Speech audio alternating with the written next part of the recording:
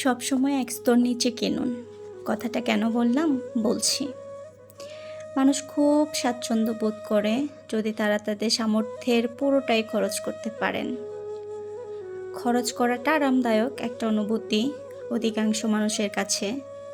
যদিও কিছু মানুষ আছে তারা খুব বেশি খরচ করতে চান না বা খুব বেশি খরচ করে আরামও পান না। আবার কিছু মানুষ আছে যারা প্রয়োজনের অতিরিক্ত ১ টাকাও খরচ করতে চান না। আপনার আর্থিক নিরাপত্তাকে নিশ্চিত করতে চাইলে আপনি যখন বড় কোনো খরচ করতে যাবেন তখন চেষ্টা করবেন যা কিনতে চান বা যা কিনবেন তার থেকে এক ধাপ নিচে কিনতে।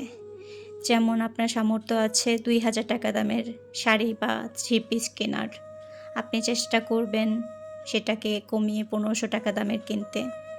যদি খুব বেশি অসুবিধা না হয়, তাতে আপনার স্ট্যাটাস কমবে না, সমাজে আপনার গ্রহণযোগ্যতাও কমবে না, আরামের বিশেষ কোনো পার্থক্যও ঘটবে না। তবে এই সিদ্ধান্তটি আপনার অনেক টাকাকে বাঁচিয়ে দেবে।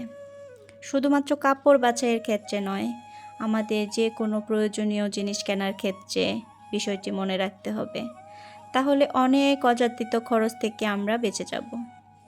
আপনি যখন কোনো বাড়ি কিনতে চান বা যান, তখন অধিকাংশ ক্ষেত্রে আশা করেন বড়, বিশাল, বিলাসবহুল একটি বাড়ি কিনতে, কারণ বাড়ি তো আর বারবার কেনা যাবে না।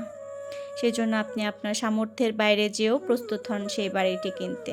কিন্তু আপনি হয়তো সেই মুহূর্তে ভুলে যান যে আপনার সেই বড় বাড়ি করতে, বড় বাড়ি সাজানোর জন্য অনেক অনেক অনেক বেশি অর্থের প্রয়োজন হবে। যখন আপনি বাড়ি কেনা শেষ করেন তখন দেখা যায় যে বড় একটা অ্যামাউন্ট আপনার চলে যায় স্বপ্নের বাড়িটি করতে। সেই স্বপ্নের বাড়িটি স্বয়ংসম্পূর্ণ সাজাতেও আপনার অনেক অর্থের প্রয়োজন হয়ে যায়।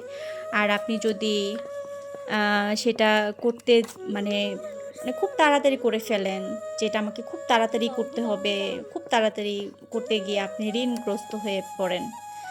তো ঋণগ্রস্ত হয়ে পড়লে কি হয় জানেন? দেখা যায় যে সেই স্বপ্নের বাড়িটি আপনার কাছে একটা সময় জেলখানায় পরিণত হয়ে যাবে।